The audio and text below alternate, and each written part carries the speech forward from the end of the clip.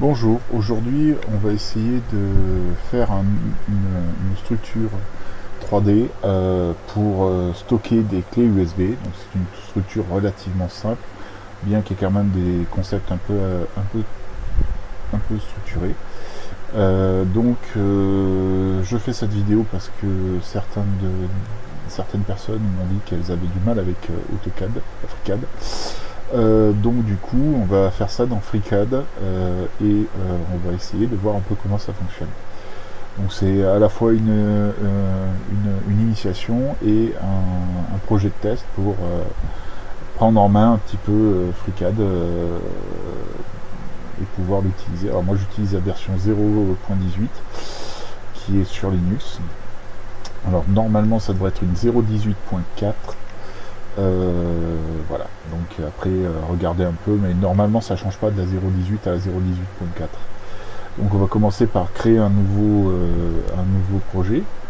Alors attention important, sur FreeCAD il faut sauvegarder parce que sinon vous perdez tout, ce qui est un peu dommage. Donc je vais l'appeler de la même manière que le projet que vous voyez affiché parce que je l'ai déjà réalisé.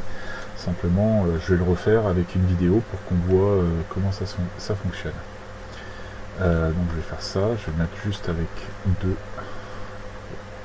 pour différencier les fichiers.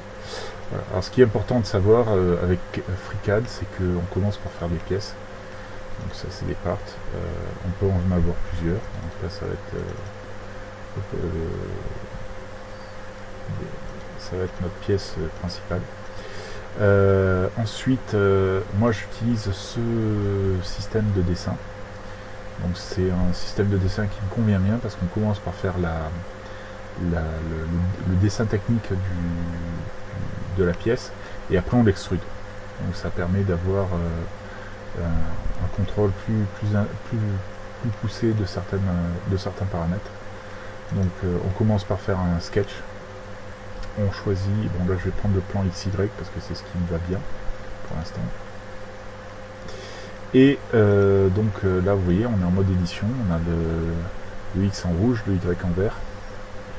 Et donc je vais commencer à dessiner mes pièces. Donc je commence par un cercle. Alors moi j'aime bien le cercle centré parce que c'est plus facile à traiter que le cercle à 3 points. Et puis c'est plus facile à côté. Donc voilà. Moi ensuite je prends le diamètre parce que j'ai le côté au diamètre. Je clique sur le bord et je lui mets 20 de diamètre, 20 mm de diamètre. Alors vous voyez que dans les tâches, il me dit qu'il y a encore 2 degrés de liberté, parce que je peux encore me déplacer sur l'axe X et Y. Alors pour verrouiller ça, on va cliquer sur créer une contrainte coïncidente sur les éléments sélectionnés. On clique là et on clique là, sur les centres du cercle et du plan. Et du coup on voit que le solver nous donne que l'esquisse est entièrement contrainte. Alors ça c'est le cercle de base, mais c'est pas terminé. Donc on va rajouter une structure qui sera carrée. Alors ce que je vais faire, comme je vous l'ai dit, c'est un système un objet qui va contenir des clés USB. Donc je vais mettre les pattes qui vont servir à stocker les clés USB.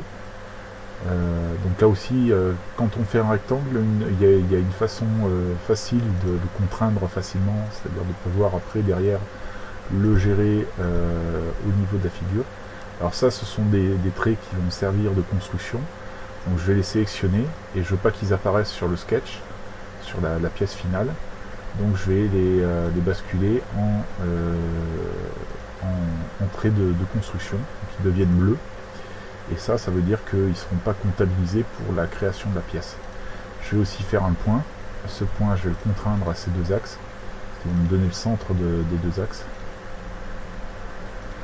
Et voilà.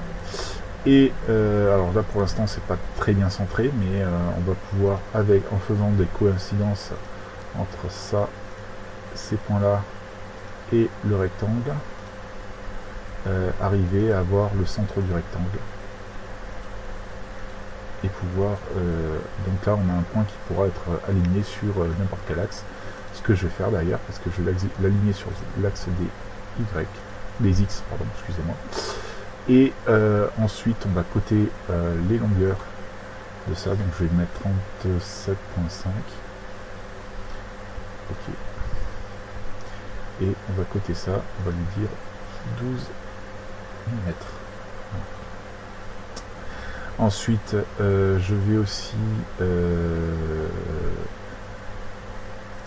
faire coïncider ça, alors ce point là avec ça. Ah, je peux pas. Bon, ok, bon, on va changer de méthode.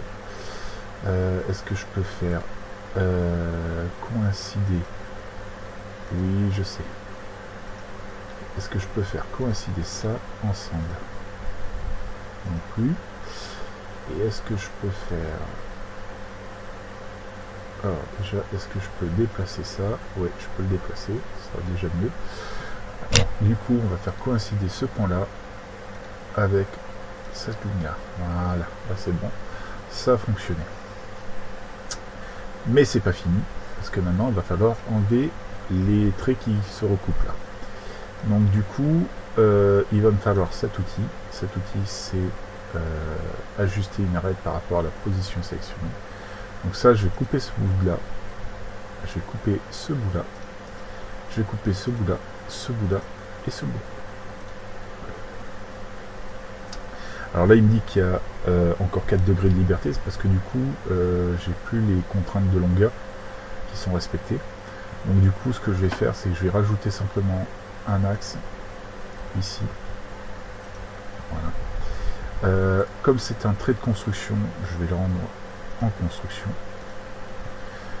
Je vais faire passer en bleu. Ensuite, je fais coïncider ce point-là avec ce point-là.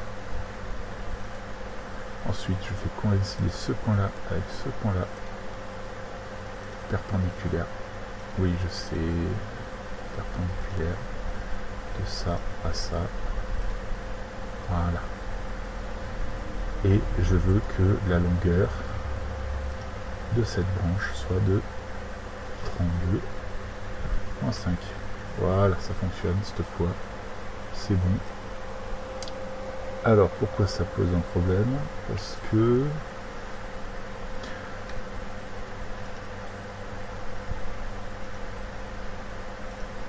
Voilà.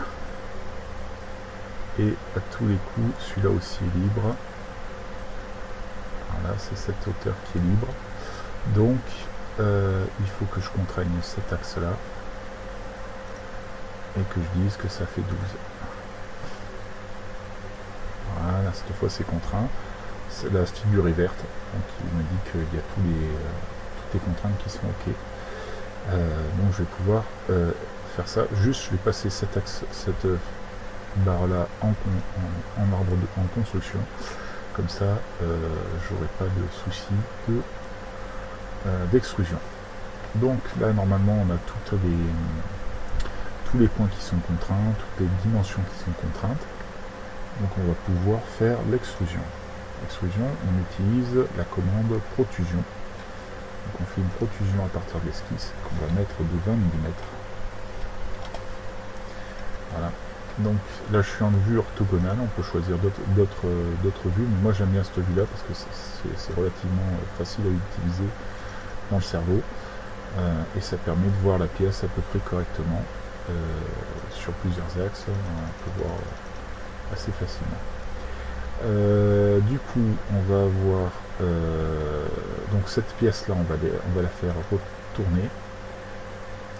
Donc, on va prendre body, on va tourner. Non, pas celle-là. Ah, c'est ça qui. Il veut ça. Voilà. Et là, on va mettre cette pour pouvoir mettre cette clé. Voilà, donc on a nos 7 branches. Suite à ça, on va faire un nouveau sketch.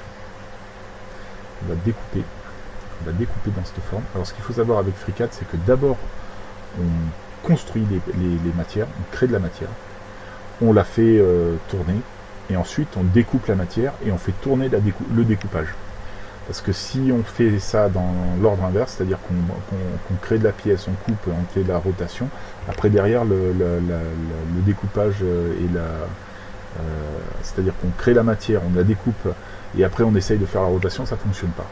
Donc on commence par faire la matière, on la fait tourner, et ensuite on découpe la matière et on fait tourner le découpage.